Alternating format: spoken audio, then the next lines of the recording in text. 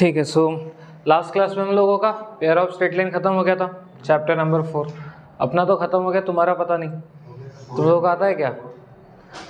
नहीं, ख़त्म होना एक अलग पार्ट होता है ना, और तुम लोगों का आना एक अलग पार्ट होता है। ठीक, ख़त्म तो उसको तब बोल सकते हैं कि जब हमको अच्छे से आता है। मैं तो ख़त्म कर डालूंगा, लेकिन तुमको प्रैक्टिस करते रहने पड़ेगी। जितना ज़्यादा प्रैक्टिस करोगे, जितना उस चैप्टर के टच में रहोगे, उतना आप लोगों के लिए बेनिफिट है। तो अगले चैप्टर की तरफ बढ़ते हैं, वेक्टर। ठीक है ना।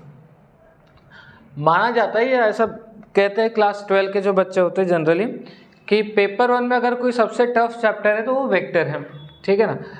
रिसेंटली अभी स्टेट बोर्ड के बैच में ख़त्म हुआ है वेक्टर चैप्टर, तो उनको पूछ सकते हो कि उनकी हालत क्या है। वैसे उनकी हालत सभी चैप्टर में ख़राब है, ऐसा नहीं है कि सिर्फ वेक्टर में ही ख़राब है, सभी इसमें उनकी हालत ख़राब है, लेकिन ज़्यादा हालत उनकी वेक्टर में ख़राब है। ठीक है। फिर भी उनको बोला है भी कि वेक्टर पढ़ा रहा हो, पढ़ना है, तो कोई नहीं आया, तो छोड़, अपना काम है बताना, उनका काम है करना नहीं करना, समझा। तो ऐसा बोलते हैं कि पार्ट 1 में सबसे डेंजर अगर कोई चैप्टर है तो वो है आपका वेक्टर। अच्छा, डेंजर ये इसलिए भी क्योंकि कंसेप्ट थोड़े से इसके हाई फाई हैं। उसके बाद इसके वजह से आने वाले 3 चैप्टर भी खराब हो जाते हैं, क्योंकि इसके बाद जो हम चैप्टर पढ़ने वाले वो है line, then plane, 3 dimensional geometry, ऐसे 3 चैप्टर है। हालांकि अभी तो तीनों को कंबाइन करके एक ही चैप्टर बना दिया गया, बट पुराने सिलेबस में देखोगे तो 3 डायमेंशनल अलग होता था, लाइन अलग होता था और प्लेन अलग होता था। अब न्यू टेक्स्ट बुक में उन्होंने उनको कंबाइन कर दिया। तो आगे के उन 3 चैप्टर को करने के लिए आपको ये वेक्टर चैप्टर ठीक से आना चाहिए। अगर वेक्टर नहीं आएगा तो ये समझ लो कि आगे के तीनों चैप्टर अपने ऑटोमेटिक खराब। जैसे कि अगर मान लो जिसको स्ट्रेट लाइन नहीं आता है, वो पेयर ऑफ स्ट्रेट लाइन नहीं पढ़ सकता है। समझ में आ रहा है क्या? ऐसा कोई मेरे को दिखा दो कि सर मेरे ने तो स्ट्रेट लाइन पढ़ाई नहीं, लेकिन मेरे को पेयर ऑफ स्ट्रेट लाइन बहुत अच्छे से आता है, पॉसिबल ही नहीं है। ठीक है। तो सेम यहाँ पे भी कि अगर आपको वेक्टर आएगा तो ही आपको जो आने वाले चैप्टर्स है वो समझ में आएंगे, नहीं तो ये आपके आने वाले चैप्टर्स को भी खराब करेगा। ये तो चैप्टर खराब होगा ही, आने वाले को भी तबाह कर सकता है, इतना खतरनाक चैप्टर है। ठीक है। तो स्टार्ट करते हैं। प्रैक्टिस करो, आप कोशिश करो यहाँ पे कंसेप्ट को क्लियर करने की। जितने ज़्यादा आपके कंसेप्ट क्लियर रहेंगे उतना आपको इजी भी लगेगा ये चैप्टर, और आपको ज़्यादा परेशानी नहीं भी होगी। तो स्टार्ट करते कुछ बेसिक बातों से, जैसे कि वेक्टर आप लोगों ने फिजिक्स में थोड़ा बहुत पढ़ा होगा। पढ़ा है क्या? नहीं पढ़ा? फिजिक्स में अब तक वेक्टर स्टार्ट ही नहीं हुआ? क्या बात कर रहा हूँ, हो ही नहीं सकता ऐसा। हाँ, चालू हो गया फाउंडेशन में। जब फाउंडेशन पढ़ा होगा ना, तब तो वेक्टर के बारे में कुछ आइडिया दी होगी। ठीक है। स्टार्ट करते हैं सबसे बेसिक डेफिनेशन के साथ, इसका नाम है स्केलर क्वांटिटी। कुछ तो आइडिया होगा तुमको इसके बारे में, स्केलर क्वांटिटी के बारे में कुछ तो सुना होगा इससे पहले, जिसमें सिर्फ मैग्नीट्यूड होता है। ढंग से कोई बता पाएगा इसको, मतलब क्या होता है बेसिकली स्केलर क्वांटिटी? मैग्नीट्यूड होता है, ये तो सबको पता है, और कुछ ठीक से? हाँ, जिसकी कोई डायरेक्शन नहीं होती है और जिसको सिर्फ मैग्नीट्यूड होता है। मैग्नीट्यूड का क्या मतलब है?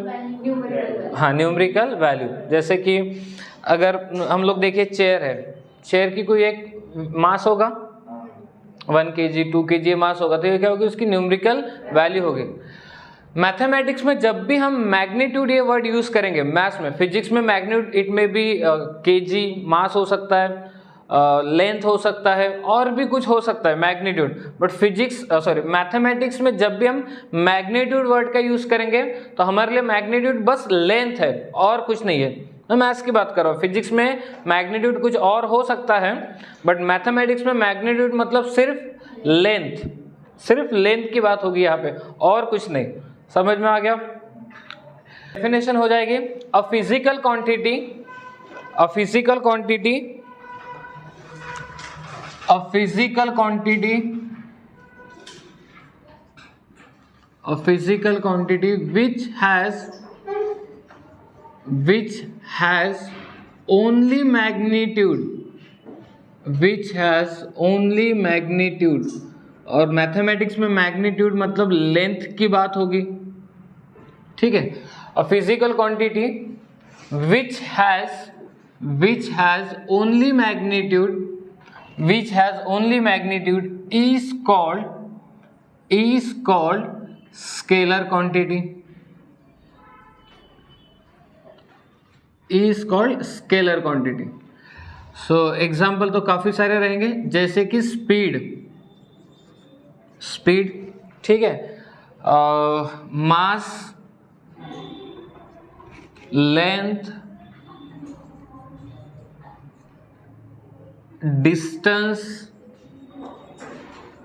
Distance and so on. ऐसे काफ़ी सारे एग्जाम्पल रहेंगे जो किसको रिप्रेजेंट करते हैं, स्केलर क्वांटिटी को। और इसके अलावा आपको भी काफ़ी सारे पता होने चाहिए। और एक दो बताओ जो आपको पता हो। स्पीड है, मास है, लेंथ है, डिस्टेंस है और वॉल्यूम, एरिया, ये सब क्या है आपके स्केलर क्वांटिटी है, ठीक है। तो स्केलर क्वांटिटी की बेसिक आइडिया आ गई। स्केलर सिर्फ इतना ध्यान रखो कि 11th में या 12th में जब हम लोग मैथमेटिक्स में स्केलर पढ़ते तो वो एक नंबर होता है, ठीक है। जब भी हम इस वेक्टर चैप्टर में मैग्नीट्यूड इस वर्ड का जब भी हम प्रोनाउंसिएशन करेंगे, जब भी ये मैग्नीट्यूड वर्ड आएगा मैथमेटिक्स में, तो बात किसकी हो रही है, सिर्फ लेंथ की हो रही है। मैथ्स के लिए, हाँ, फिजिक्स के लिए कुछ और भी हो सकता है मैग्नीट्यूड, लेकिन मैथ्स में सिर्फ लेंथ। चलो तो अब टॉपिक पे आते हैं, वेक्टर क्वांटिटी। तो वेक्टर क्वांटिटी क्या होता है? वेक्टर क्वांटिटी जिसको मैग्नीट्यूड के साथ साथ डायरेक्शन भी हो उसको बोलते हैं वेक्टर क्वांटिटी। और फिजिकल क्वांटिटी, अच्छा ये फिजिकली अवेलेबल भी होना चाहिए ना, फिजिकल क्वांटिटी होनी चाहिए वो। और physical quantity which has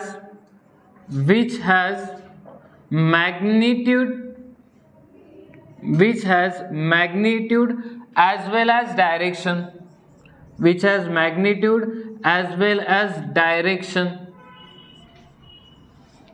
is called vector quantity,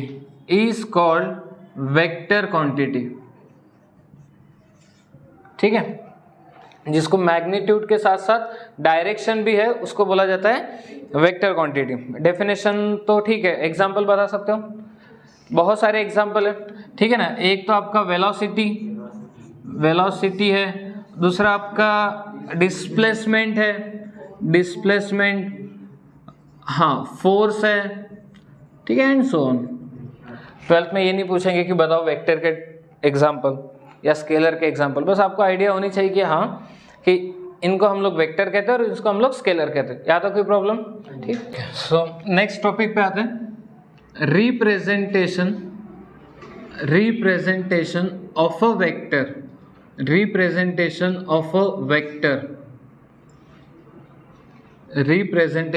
vector. Vector को रिप्रेजेंट कैसे किया जाता है, ठीक है ना। तो देखो, जैसे मान लो कि आपने स्टार्टिंग की है O पॉइंट से और आप गए A पे, आपकी डायरेक्शन क्या है, O से A तक है, तो इसको रिप्रेजेंट किया जाता है वेक्टर OA। इस तरीके से रिप्रेजेंट करते हैं वेक्टर OA। अगर मान लो आपका स्टार्टिंग पॉइंट A है और आप A से B तक गए, डायरेक्शन आपको पता है, तो इसको रिप्रेजेंट करते हैं वेक्टर AB, ठीक है। अगर आपका O ओरिजिन है, जबकि हम लोग O को ओरिजिन ही मानते हैं मैथमेटिक्स में, O मतलब अपने लिए ओरिजिन का काम करता है, तो O अगर ओरिजिन है तो वेक्टर OA को हम लोग वेक्टर A ऐसे भी लिख सकते हैं, वेक्टर OA को वेक्टर A भी लिख सकते हैं। वेक्टर OB जिसमें O की गारंटी होनी चाहिए कि O क्या है, ओरिजिन है, तो वेक्टर OB को आप लोग क्या लिख सकते हैं, वेक्टर B लिख सकते हो। हाँ, लेकिन वेक्टर AB को ऐसा कुछ नहीं लिख सकते, वेक्टर AB को सिर्फ वेक्टर AB ही लिख सकते क्योंकि उसका इनिशियल पॉइंट ओरिजिन नहीं है ना, समझा। तो ये होता है रिप्रेजेंटेशन। फिलहाल अभी आपको रिप्रेजेंटेशन पता होना चाहिए कि किस तरीके से लिखा जाता है, किस तरीके से रिप्रेजेंट किया जाता है, समझ में आया। तो O से अगर आप A की तरफ जा रहे हो तो वेक्टर OA, ठीक है। A से B की तरफ जा रहे हो तो वेक्टर AB। O अगर आपका ओरिजिन पॉइंट है तो वेक्टर OA को आप वेक्टर A से भी डिनोट कर सकते हो और वेक्टर OB को आप वेक्टर B से भी डिनोट कर सकते हो। समझ में आ गया। नेक्स्ट टॉपिक पे आते हैं, टाइप्स ऑफ वेक्टर। तो इस टॉपिक को ध्यान से समझो क्योंकि इनका यूज बहुत बार होगा पूरे चैप्टर में। टाइप्स ऑफ वेक्टर में सबसे पहला वेक्टर है जीरो वेक्टर, ठीक है। आप में से कुछ बच्चों को जीरो वेक्टर के बारे में पता होगा शायद। किसको पता है जीरो वेक्टर के बारे में? कुछ आइडिया? जिसकी वैल्यू जीरो होगी। वैल्यू जीरो का मतलब मैग्नीट्यूड की बात कर रहे हैं। सो हाँ ठीक है, जीरो वेक्टर एक ऐसा वेक्टर होता है जिसकी मैग्नीट्यूड जीरो, मैग्नीट्यूड का मतलब लेंथ जीरो है। What about direction? डायरेक्शन क्या होगी, या होगी कि नहीं होगी? नहीं होगी। अगर वो डायरेक्शन नहीं होगी उसको, तो उसको वेक्टर क्यों बोला जा रहा है फिर? किसके अपोजिट? एक दूसरे के से, वो तो एक ही है। हालांकि आप जीरो वेक्टर का क्या मतलब होता है? जिसका मैग्नीट्यूड जीरो है। मैग्नीट्यूड जीरो मतलब लेंथ जीरो है। लेंथ जीरो मतलब वो जहां से शुरू हुआ वहीं पे खत्म हो गया, मतलब उसका टर्मिनल। और अच्छा ये बताना रहेगा आप लोगों को, जैसे अगर हम लोग वेक्टर ए बी लिखते हैं, वेक्टर ए बी, तो ए को बोला जाता है इनिशियल पॉइंट। ए को क्या कहते हैं? इनिशियल पॉइंट कहते हैं। और बी को कहते हैं टर्मिनल पॉइंट, फाइनल नहीं, टर्मिनल पॉइंट। ए को इनिशियल पॉइंट बोला जाता है और बी को टर्मिनल पॉइंट बोला जाता है। तो जिस केस में आपका इनिशियल पॉइंट और टर्मिनल पॉइंट कोइंसाइड कर जाए, या एक ही जगह पे हो, वहां पे मैग्नीट्यूड कितना रहेगा? जीरो रहेगा। मैग्नीट्यूड जीरो मतलब उसको बोला जाएगा जीरो वेक्टर। ठीक है, ये इसमें कोई डाउट नहीं है कि जीरो वेक्टर की मैग्नीट्यूड जीरो होती है। मुझे सिर्फ ये समझना है कि जीरो वेक्टर की डायरेक्शन क्या होगी, या होगी या नहीं होगी। अगर है तो क्या होगी, या नहीं है तो क्यों नहीं होगी।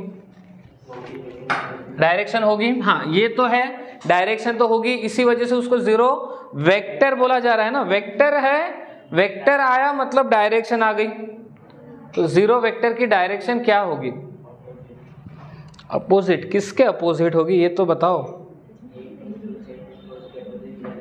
नहीं, ए और बी तो एक ही जगह पे है। जैसे मान लो कि अगर मैं और मेरा कोई एक पार्टनर, हम लोग एक ही जगह खड़े हैं, हम लोगों के बीच का डिस्प्लेसमेंट जीरो है ना। जैसे मान लो वो मेरे सर के ऊपर खड़ा है, तो हमारा डिस्टेंस, जैसे मैं इनिशियल पॉइंट हूँ और मेरा पार्टनर एक टर्मिनल पॉइंट है, ठीक है। अब हम दोनों एक ही जगह पे खड़े हैं, जैसे मान लो मेरे सर के ऊपर खड़ा है, तो हमारा इनिशियल और टर्मिनल पॉइंट तो सेम हो गया, तो मैग्नीट्यूड जीरो हो गई।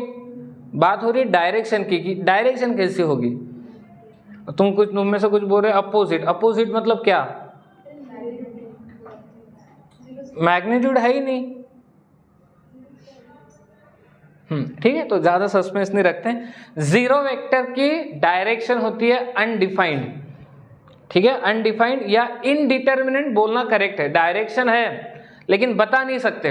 जैसे आपने काफी बार सुना होगा कि जब हम ना स्पेस में कोई चीजों को छोड़ दें तो वो ऐसे ही घूमते रहेगी, उनको कोई डायरेक्शन नहीं है। जैसे अभी तुम में से कुछ बच्चे हैं जो डायरेक्शन लेस है, पता ही नहीं आगे जिंदगी में क्या करना है, पता है क्या? तो इसको बोलते हैं कि डायरेक्शन ही नहीं है हम लोगों को। सिर्फ जेईई या नीट के लिए हमने एडमिशन तो ले लिया, बोर्ड साइंस तो ले लिया, लेकिन जिंदगी में आगे क्या करना है पता नहीं है, तो उसको बोला जाता है डायरेक्शन, डायरेक्शन लेस।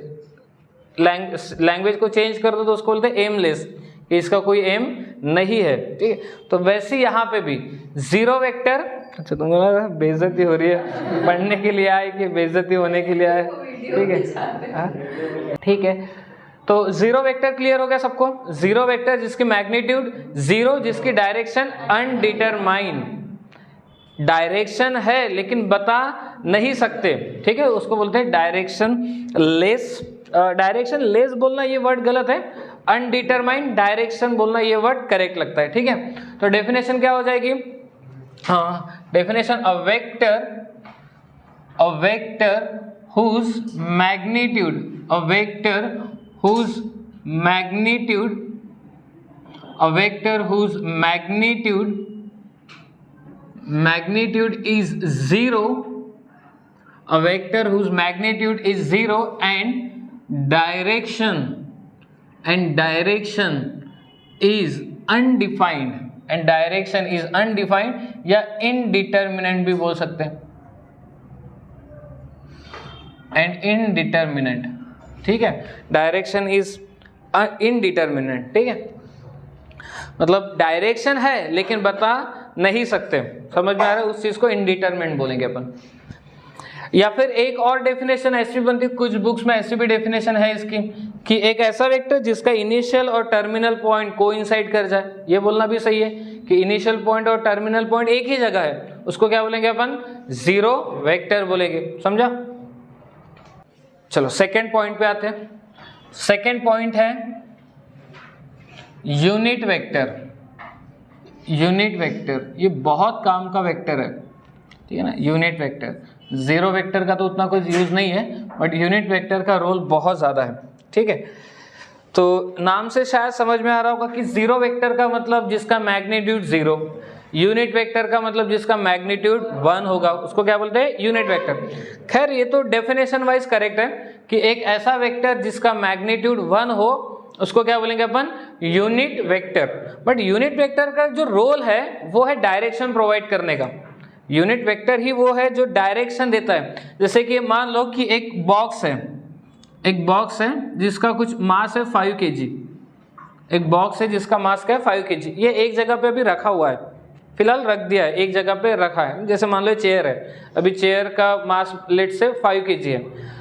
अगर मैं आपको पूछूं कि ये बॉक्स फिलहाल किस क्वांटिटी में है, स्केलर में है कि वेक्टर में है, ये एक बॉक्स है जिसका मास 5 kg रखा हुआ है एक जगह पे, कौन से क्वांटिटी में, स्केलर क्वांटिटी में, क्योंकि उसको मैग्नीट्यूड है पर डायरेक्शन नहीं है। अब क्या किया किसी ने क्या किया, उसको इधर से फोर्स अप्लाई किया, फोर्स दिया, मतलब वो मोशन में कन्वर्ट हो जाएगा, उसको मोशन मिल जाएगी एक। तो फिर अब मान लो कि वो इस तरीके से इसको डायरेक्शन मिल गई, वो मोशन में है, मतलब मास भी है और एक उसको डायरेक्शन भी है। अब वो किस में कन्वर्ट हो गया, वेक्टर में।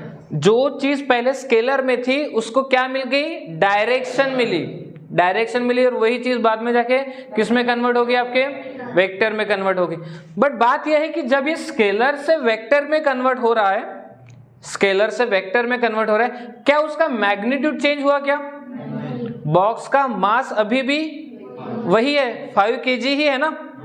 समझने की कोशिश करो। आपके पास इनिशियली एक बॉक्स था जो 5 kg का था, वो रखा हुआ है सिर्फ एक जगह पे, तो आपने बोला ये स्केलर क्वांटिटी बिल्कुल सही है। फिर हमने क्या किया, एक तरीके से फोर्स अप्लाई किया। फोर्स का काम होता है भी डायरेक्शन प्रोवाइड करना, ठीक है। तो उसने क्या किया, इसको फोर्स दिया मतलब उसको डायरेक्शन मिल गई, मैग्नीट्यूड तो पहले से ही था, तो वो किस में कन्वर्ट हो गया, वेक्टर में कन्वर्ट हो गया। बट बात यह है कि वेक्टर में कन्वर्ट तो हुआ लेकिन मैग्नीट्यूड पे असर नहीं हुआ, मैग्नीट्यूड अभी भी उसका उतना ही है, मतलब मैग्नीट्यूड चेंज नहीं होते हुए भी वो स्केलर से वेक्टर में गया। ये जस्ट बिकॉज ऑफ किसके वजह से, डायरेक्शन की वजह से। और डायरेक्शन का काम करता है unit vector.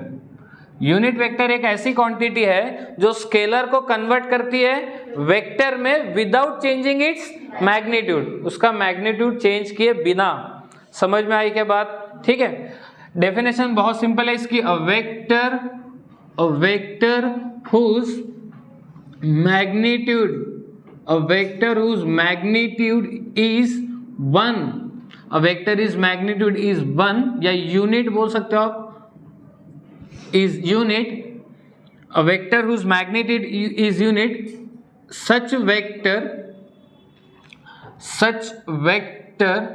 is called unit vector, such vector is called unit vector। ऐसे वेक्टर को अपन क्या बोलते हैं, यूनिट वेक्टर बोलते हैं। ये समझ में आएगा सबको यूनिट वेक्टर की डेफिनेशन। एक ऐसा वेक्टर जिसका मैग्नीट्यूड क्या हो, यूनिट हो, उसको बोलते हैं यूनिट वेक्टर बस। बट मोस्ट इंपॉर्टेंट, ये तो डेफिनेशन है, मोस्ट इंपॉर्टेंट पार्ट क्या है यूनिट वेक्टर का, ये क्या प्रोवाइड करता है, डायरेक्शन प्रोवाइड करता है, ठीक है ना। यूनिट वेक्टर प्रोवाइड डायरेक्शन, ठीक है।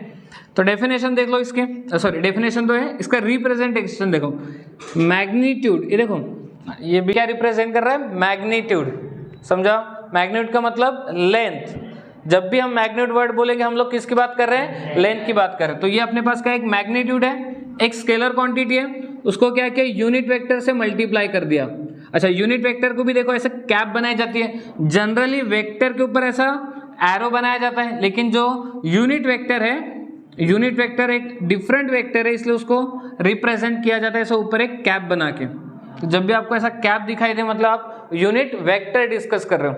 तो आपके पास एक मैग्नीट्यूड था, आपने उसको किससे मल्टीप्लाई किया, यूनिट वेक्टर से, मतलब आपके पास एक मैग्नीट्यूड है और आपने उसको डायरेक्शन दे दिया। मैग्नीट्यूड है, डायरेक्शन दिया, तो क्या मिलेगा, एक वेक्टर मिलेगा।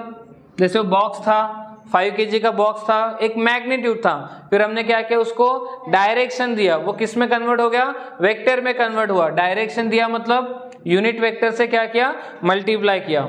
समझा? तो डेफिनेशन समझ में आ गई। ये इसकी थ्योरेटिकल डेफिनेशन, ये इसकी मैथमेटिकल। तो यूनिट वेक्टर निकालना रहा तो कैसे निकालोगे आप unit vector, vector A upon mod of vector ए आएगा, मॉड ऑफ वेक्टर ए को डिवाइड में लेके गए, तो ये यूनिट वेक्टर फाइंड आउट करने का फॉर्मूला। बहुत सारे ऐसे सवाल मिलेंगे जहां आपको यूनिट वेक्टर फाइंड आउट करना होता है। तो यूनिट वेक्टर फाइंड आउट करना है तो vector A upon mod of vector ए, ये इसका फॉर्मूला है। या तो कोई प्रॉब्लम, अभी आगे देखेंगे कि मॉड ऑफ वेक्टर ए वगैरह कैसे निकालते हैं। फिलहाल के लिए आप ये समझो कि यूनिट वेक्टर क्या है, vector A upon mod of vector A. Mod of vector ए मतलब मैग्नीट्यूड, यूनिट वेक्टर का मतलब डायरेक्शन प्रोवाइड करना है। ठीक है, या तो कोई प्रॉब्लम लिखो। थर्ड पॉइंट पे आते हैं, इक्वल वेक्टर।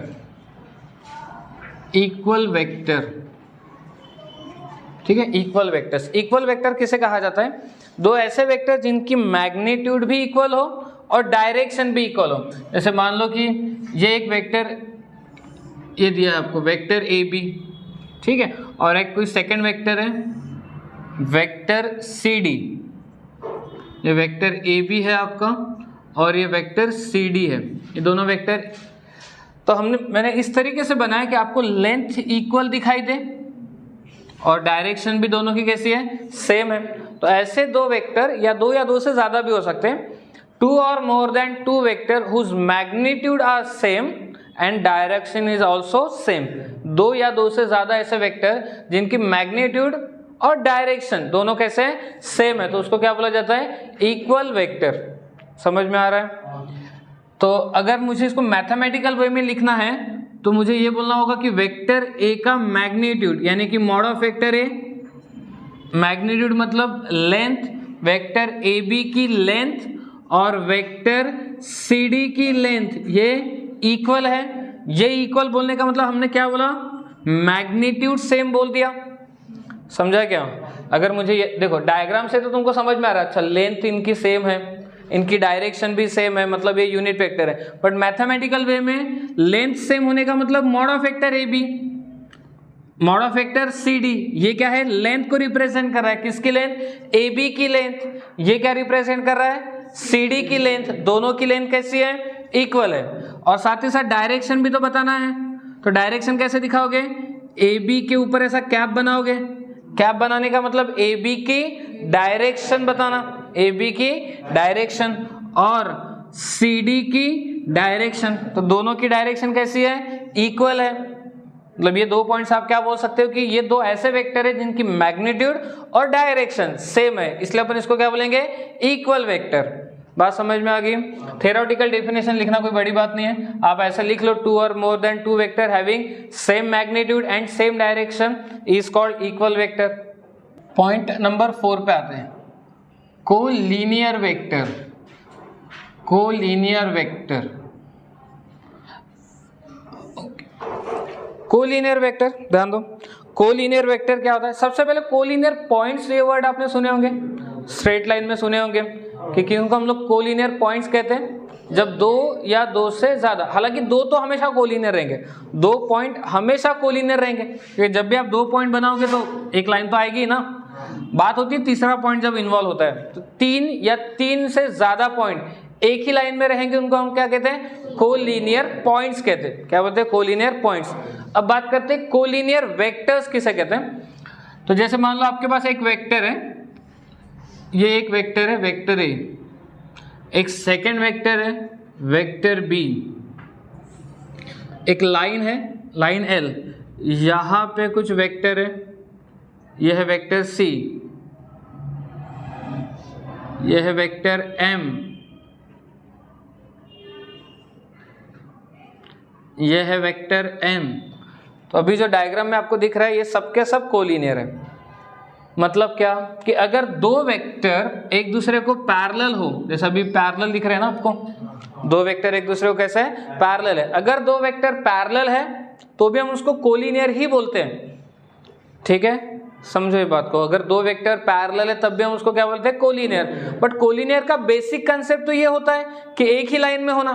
ठीक है, ये बात तो समझ में आ जाएगी कि ये एक वेक्टर है, वेक्टर सी, ये सेकंड वेक्टर है, ये थर्ड वेक्टर है, ये तीनों के तीनों वेक्टर एक ही लाइन में है, तो इनको तो हम कोलिनियर बोल सकते हैं, क्योंकि कोलिनियर का बेसिक आइडिया तो यही है कि एक ही लाइन में अगर है तो उसको क्या बोला जाता है, कोलिनियर। जैसे हम पॉइंट्स के लिए भी बोलते थे कि दो या दो से ज्यादा पॉइंट या तीन से ज्यादा पॉइंट जब एक ही लाइन में होते तो उनको कोलिनियर पॉइंट्स बोला जाता है। तो यहाँ पे क्या है, तीन वेक्टर है जो एक ही लाइन में है, तो इनको हम कोलिनियर तो बोल सकते हैं, ठीक है, ये पॉइंट तो समझ में आ जाएगा।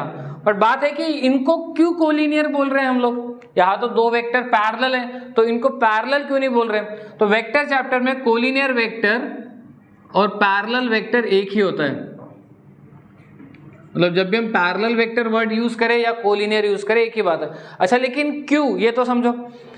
हम लोग आगे जाके एक पढ़ने वाले फ्री वेक्टर का कंसेप्ट, मैथमेटिक्स में एक फ्री वेक्टर, पता नहीं आपने सुना कि नहीं सुना, फ्री वेक्टर होता है एक ऐसा वेक्टर जो कहीं पे भी जा सकता है। सुन लो बात को, क्योंकि उसकी जब आप बुक की डेफिनेशन पढ़ोगे ना तो आपको कुछ भी समझ में नहीं आएगा। तो फ्री वेक्टर किसे बोला जाता है, एक ऐसा वेक्टर जो कहीं पे भी मूव कर सकता है, बट उस पर कंडीशन ये लगा के है कि इसकी डायरेक्शन चेंज नहीं होनी चाहिए और मैग्नीट्यूड चेंज नहीं होनी चाहिए। मतलब जैसे मान लो कि मेरे पास कोई, ये इसको एक वेक्टर बोल रहा हूँ मैं, ठीक है, ये कहीं पे भी मूव करेगा, बट कंडीशन ये है कि इसके डायरेक्शन पे असर नहीं होना चाहिए, मैग्नीट्यूड पे नहीं। तो एक काम करता हूँ मैं, इसको फिर आगे लेके जाता हूँ, क्या मैग्नीट्यूड चेंज हुई, नहीं। क्या डायरेक्शन चेंज हुई, इसको इधर लेके जाता हूँ, क्या मैग्नीट्यूड चेंज हुई, क्या डायरेक्शन चेंज हुई, नहीं, डायरेक्शन चेंज नहीं हुई। ये अभी भी उधर ही जा रहा है और ये भी उधर ही जा रहा है, समझा क्या, डायरेक्शन अभी भी सेम है। अच्छा एक बात बताओ, क्या ये दोनों वेक्टर की डायरेक्शन सेम है क्या, है ना। जब तुम यहाँ पे सेम बोल रहे हो तो ये एक वेक्टर है, इसको मैंने मूव करा दिया आगे, ठीक है, और फिर मैंने इसको इधर मूव कराया, तो आप कैसे बोल रहे हो डायरेक्शन चेंज हो गई। डायरेक्शन तो अभी भी वही है ना, मैग्नीट्यूड उतना ही है अभी भी और डायरेक्शन भी सेम है, तो इसको अपन क्या बोलेंगे, फ्री वेक्टर। समझा फ्री वेक्टर का कंसेप्ट क्या है, ठीक है, एक ऐसा वेक्टर जो कहीं पे भी मूव करेगा, बट कंडीशन ये है कि उसकी मैग्नीट्यूड चेंज नहीं होनी चाहिए और डायरेक्शन चेंज नहीं होनी चाहिए, उसको बोलते हैं फ्री वेक्टर। हम जो मैथमेटिक्स में वेक्टर पढ़ते हैं ये फ्री वेक्टर ही है। मतलब मैथमेटिक्स का वेक्टर तो बहुत सिंपल है, फिजिक्स का भी जब आप पढ़ोगे तो आपको पता चलेगा कि बहुत डिफिकल्ट है फिजिक्स का वेक्टर। तो मैथमेटिक्स में जो वेक्टर पढ़ते हैं वो हमेशा फ्री वेक्टर, ये जितने भी आप वेक्टर देखोगे ना ये सबके सब क्या है, फ्री वेक्टर है। फ्री वेक्टर है मतलब ये कहीं पे भी मूव करेंगे या हम इनको कहीं पे भी मूव करा सकते हैं, बट कंडीशन ये है कि उनकी मैग्नीट्यूड चेंज नहीं होनी चाहिए, उनकी डायरेक्शन चेंज नहीं होनी चाहिए, समझा। तो अब देखो, अब ये दो वेक्टर कैसे है, फिलहाल अगर आपको आप एक सिंपल वर्ड में बोले तो ये दो पैरेलल वेक्टर है। कोलिनियर का मतलब आपके दिमाग में ये फिट हो गया कि एक ही लाइन में है तो उनको कोलिनियर बोला जाता है। अभी इसको आप क्या बोलो, पैरेलल ही बोलो, ठीक है। तो ये एक वेक्टर है और ये एक वेक्टर है, तो अभी तो हमको फ्री वेक्टर का कंसेप्ट पता चल गया। तो सोचो कि मैंने इसको आगे मूव कराया तो कोई प्रॉब्लम है, समझा। फिर इसको आगे मूव करा के मैंने अब यहां लेके आया, अब कोई प्रॉब्लम है। इसको फिर वापस पीछे लेके आया, कोई प्रॉब्लम है। तो मैंने इनको बना दिया कोलिनियर।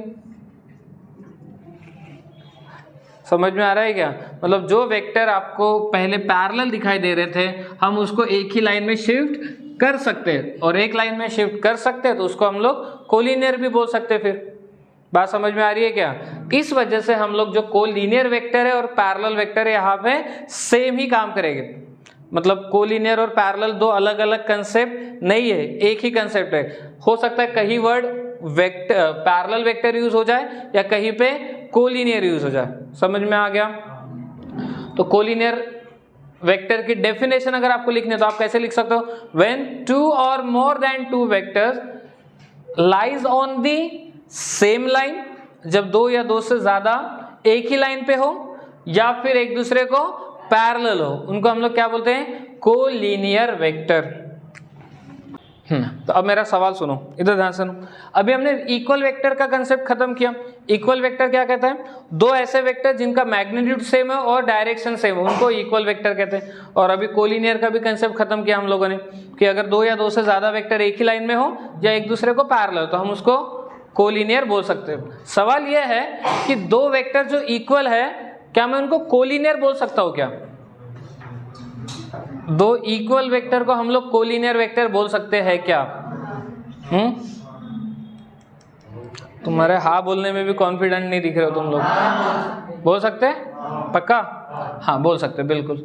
दो इक्वल वेक्टर, क्योंकि इक्वल वेक्टर मतलब डायरेक्शन सेम, मैग्नीट्यूड सेम, तो या तो एक दूसरे को पैरेलल हो गए या तो फिर एक ही लाइन में हो गए, तो कोलिनियर अपन बोल सकते हैं। अच्छा, तो फिर क्या मैं हर कोलिनियर वेक्टर को इक्वल वेक्टर बोल सकता हूँ क्या?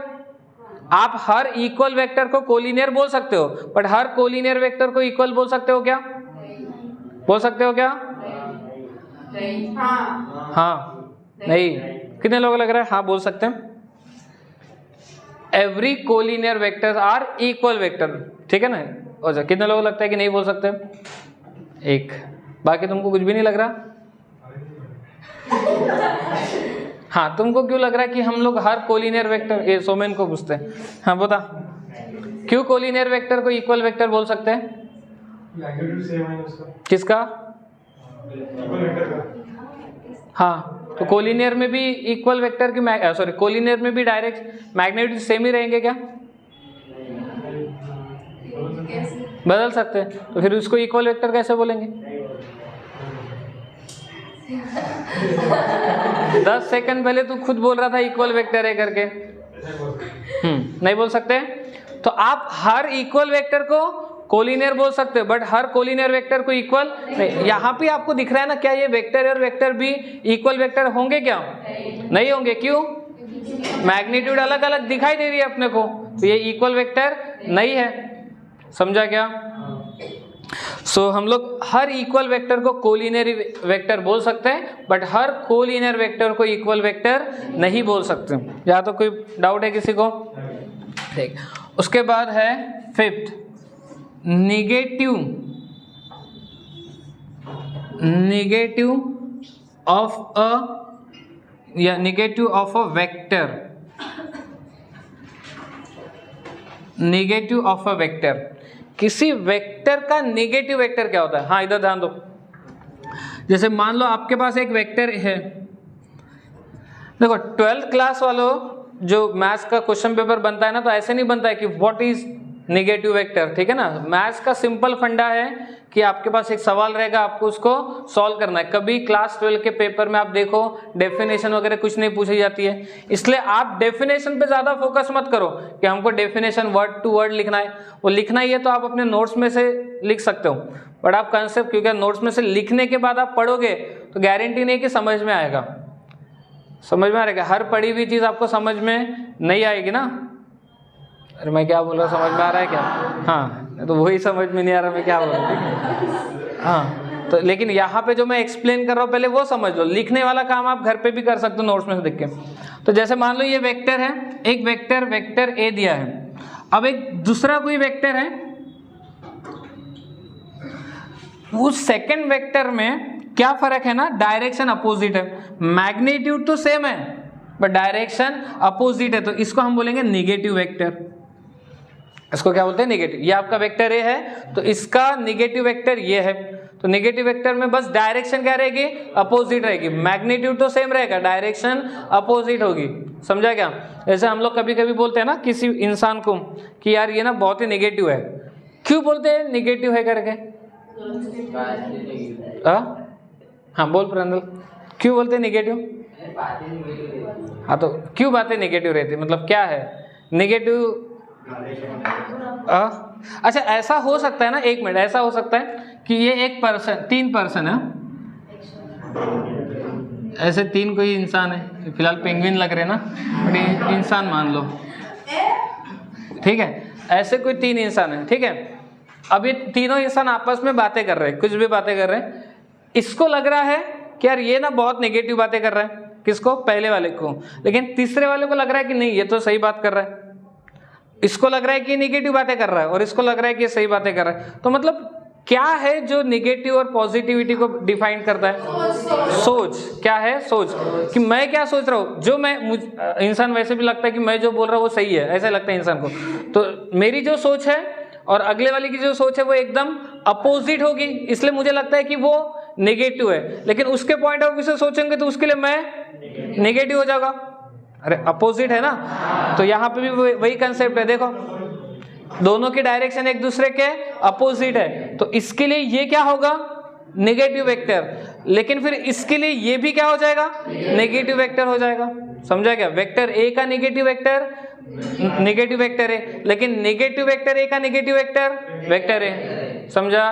तो नेगेटिव वेक्टर में क्या चीजें सेम होगी, मैग्नीट्यूड, और डायरेक्शन अपोजिट होगी, एग्जैक्टली अपोजिट होगी। ठीक है, तो डेफिनेशन क्या लिख सकते हैं आप, if there is a vector A then negative vector A is opposite of vector A. ठीक है, या opposite direction of vector A. और इसको सिंपल बनाना है तो ऐसे बोल दो कि two vector whose magnitude are same but direction are opposite are called negative of a vector A.